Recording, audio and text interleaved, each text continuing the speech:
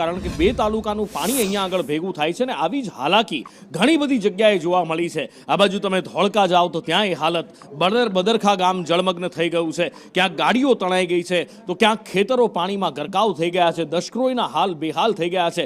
વડોદરા જિલ્લાના પણ કેટલાક એવા તાલુકા, કેટલાક ગામો છે કે જ્યાં પહોંચવું અશક્ય છે। સ્કૂલોમાં પાણી ભરાઈ ગયા, લોકોના ઘરમાં પાણી ભરાઈ ગયા। નડિયાદ જિલ્લામાં પણ એ જ હાલત છે। આ બાજુ ઉત્તર ગુજરાતની અંદર બનાસકાંઠા જિલ્લામાં ગઈકાલથી જે વરસાદ વરસ્યો છે, ડીસા પંથક પાણીમાં ગરકાવ થઈ ગયો છે। મહેમદાવાદ પણ હમણાં જ અમે આપને અહેવાલ બતાવ્યો કે જે પાણી થઈ ગયું છે। એટલે વરસાદનો કહેર માન્યું કે 8-9 ઇંચ વરસાદ વરસે, આભમાં થીગડા નથી મરાતા, પણ એ પછી પાણીના નિકાલની તો વ્યવસ્થા હોવી જોઈએ। દિવસો સુધી લોકો જ્યારે પાણીની અંદર ફસાયેલા રહે, ના શિક્ષણ આપી શકાય, ના જમવાનું એમના સુધી પહોંચાડી શકાય, કે ના પાણી, દૂધ, તો એ તંત્ર કામનું શું, એ સવાલ થાય।